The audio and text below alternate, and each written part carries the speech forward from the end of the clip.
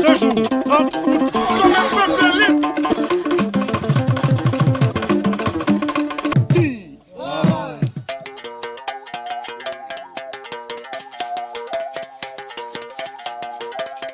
Je me trouvais à Mounane. Dès que j'ai appris qu'il y avait un coup d'État et que les militaires, les forces de l'ordre et de sécurité avaient pris le pouvoir. A priori, moi je suis démocrate. Et chez un démocrate, un coup d'État, ça passe difficilement. Pour ne pas dire ça passe pas. Mais le cas du Gabon était devenu tel que je m'attendais plus ou moins à cette situation. Parce que je m'étais dit, mais les militaires ne peuvent pas laisser le Gabon sombrer à ce point et ne rien faire. Ce qui fait que finalement, j'ai salué ce coup d'État, dit coup de la libération. Et je suis rentré à Libreville le 3 septembre. J'ai suivi la prestation de serment du président de la transition le 4 septembre. Et j'ai décidé de demander une audience pour le rencontrer. Quand j'ai suivi un peu la prestation de serment, les propos du président de la transition, j'ai pensé qu'il fallait absolument le soutenir. Et c'est pour ça que j'ai demandé cette audience. Et il me l'a accordé le 6 septembre. Et ces jours-là, j'ai dit à haute et intelligible voix que le Gabon, les Gabonais et les Gabonaises étaient libérés. Parce que c'est ça la réalité. Le Gabon s'était trouvé dans une situation où plus personne ne savait où il allait et qu'est-ce qu'on faisait du Gabon. C'est très grave. C'est très, très, très grave. C'est pour cela que j'ai salué cet événement et j'ai dit que c'était un acte qui était propre parce que vous savez, il n'y a pas eu d'effusion de sang. Alors qu'en 2016, j'ai passé la nuit du 31 août au 1er septembre 2016 au quartier général de M. Jean Ping. J'ai donc vécu le désastre de cette nuit-là. Et c'est une nuit qui me reste mémorable. Et voilà que 7 ans plus tard, il y a ce coup d'État sans effusion de sang.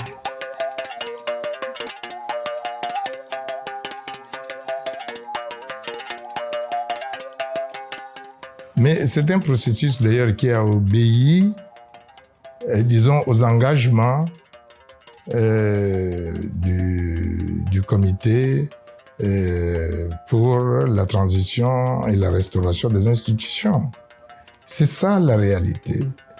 Et ça a montré que nous avions en face de nous, au niveau du CTRI, des personnes responsables, des patriotes, qui savaient d'où venait le Gabon et qu'est-ce qu'il fallait faire pour remonter la pente avec le maximum d'assurance afin que les Gabonais se disent enfin enfin, nous sommes sur la bonne voie. Mais d'abord, le Gabonais lui-même. C'est d'abord le Gabonais. Parce que la Ve République arrive et a besoin aussi des Gabonais, parce que des Gabonais, c'est un nouveau Gabon. Donc avec des Gabonais nouveaux. Ça veut dire qu'il faudrait que chaque Gabonais, très simplement, que chaque Gabonais se dise « Je suis concerné par l'avènement de la Ve République. Je dois faire ma part. Je dois donc chaque fois faire mon introspection pour savoir que je ne dois plus avoir les comportements d'hier et que je dois maintenant avoir des comportements de citoyens responsables, des comportements de patriotes, donc de quelqu'un qui aime réellement son pays et qui le place au-dessus de tout, y compris de soi-même.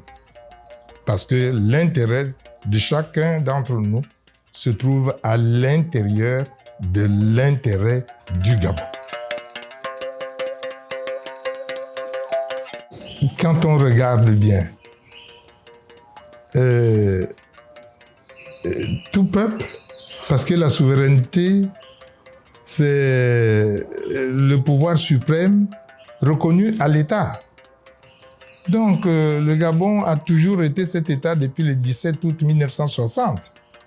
La souveraineté, elle est là, et au niveau de notre Constitution, elle est bien définie. Sa souveraineté, elle est effective sur le plan national, mais aussi sur le plan national, mais en respectant les règles du jeu, les accords avec les différents pays et ainsi de suite. Donc, il n'y a aucun pays qui peut vivre en autarcie. Ça n'existe pas.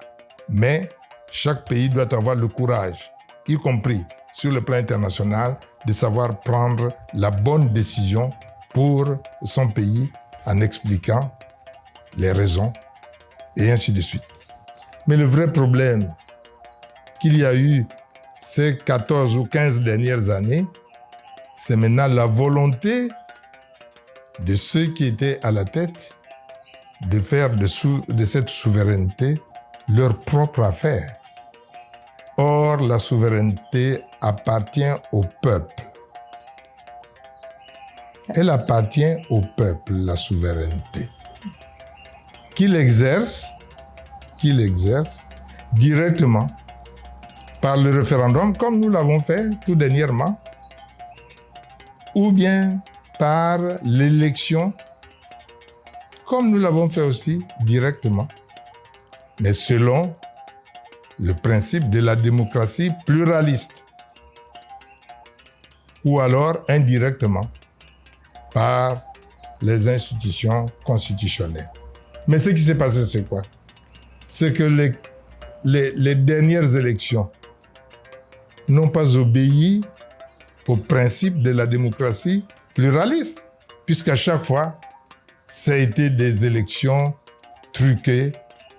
Passez-moi l'expression, c'est peut-être un peu dur, mais ce n'est rien d'autre que ça, volé. Voilà. Parce que les victoires d'Ali Bongo Ondimba n'étaient pas des victoires, parce qu'il n'a jamais été élu. Et là, c'est un problème. Voilà ce qui s'est passé. Et finalement, lui n'ayant pas été élu selon le principe de la démocratie pluraliste, il s'est imposé avec son équipe et le Gabon a connu évidemment les durs, les pénibles moments de son histoire de 1960 à 2023.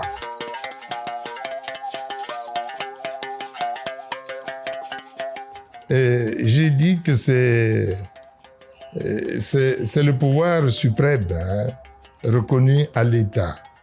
Mais c'est l'État qui gère le pays. quand vous voyez aujourd'hui, par exemple, ce que fait le président de la République, moi, je prends une décision, celle de faire en sorte que le manganèse, par exemple, soit maintenant transformé sur place. Madame, vous ne vous imaginez pas la portée de cette mesure. D'abord, c'est une mesure courageuse, très courageuse. C'est une mesure bénéfique pour l'emploi demain. C'est une mesure bénéfique pour la qualité de la vie des Gabonaises et des Gabonais. Et c'est une mesure qui montre enfin qu'avec le courage et le patriotisme, on sait privilégier l'intérêt supérieur du Gabon. Et partant donc des Gabonaises et des Gabonais. Voilà par exemple un exemple patent justement de la souveraineté économique.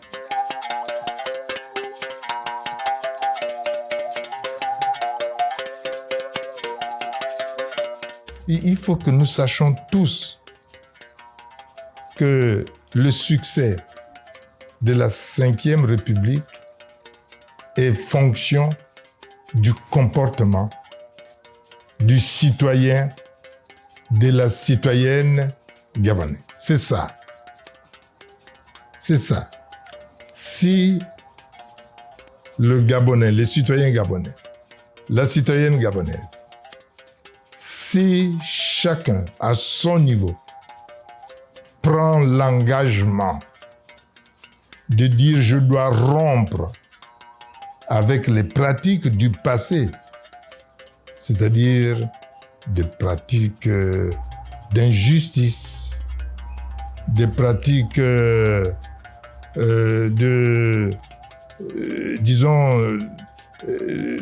rejet de l'autre, des pratiques où on s'approprie tout. C'est l'égoïsme, l'égocentrisme, des pratiques qui ont fait en sorte que le mérite ne soit pas une valeur, mais que ce sont plutôt les relations interpersonnelles, familiales ou amicales et tout ça qui prévalent. Bref, tous ces comportements négatifs que le Gabon a connus, si chaque citoyen gabonais prend cet engagement, dit je fais ma part et décide de changer, eh bien, nous réussirons la Ve République avec un Gabonais nouveau, avec une Gabonaise nouvelle pour un nouveau Gabon.